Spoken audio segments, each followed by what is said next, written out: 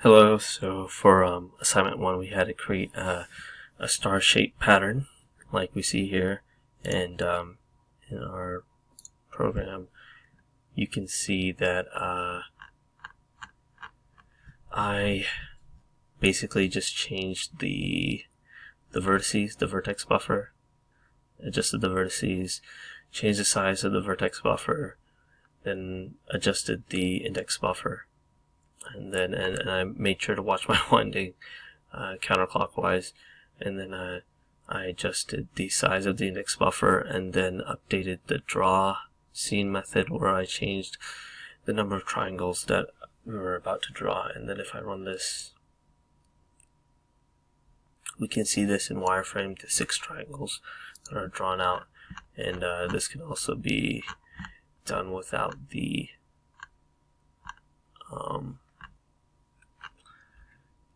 wireframe if we just change it back to solid.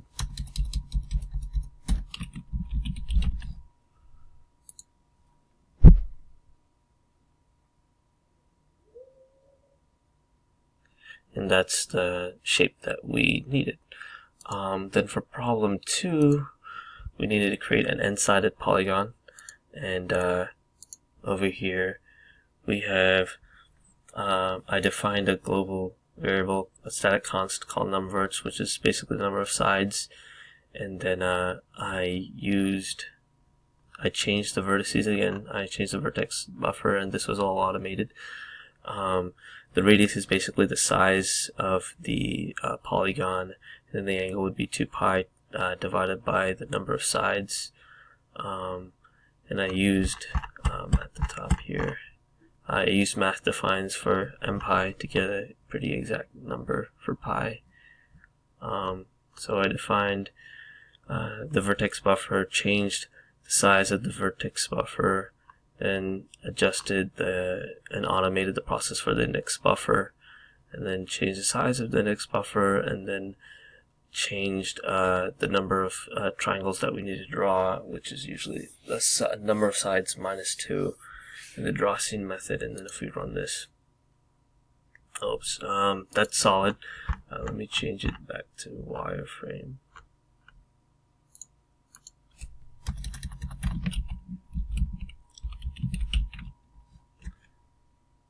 Okay. Then if we run this,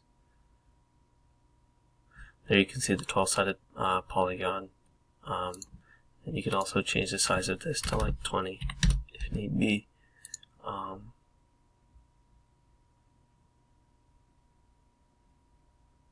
That's a 20-sided polygon, and that was problem 2. And then in terms of the further work section, when I was doing part 1, I realized that it was part of the clipping process, or that's what I think it is. That's why we're getting this strange behavior, because you can't really see it, so it's out of our view, so it's getting clipped off. And then part 2, the viewport is basically changes the size, it changes the position of the screen, and then you would obviously want to have it detailed. You would obviously don't want to have it in the full window because you probably want to see the details of a model, so you'd want to have it kind of zoomed in. And then the other 2 formats are basically a 32-bit unsigned normalized integer and a 16-bit unsigned integer format. And then the sint is a signed integer. And when we're looking at this code, the buffer desk, the unorm was used for the buffer desk, and the display mode, which was meant for the depth buffer and the swap chain.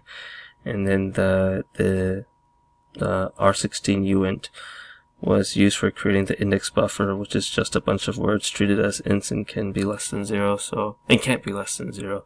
So it's kind of like just raw data that I was sending out. Okay, hopefully that's everything.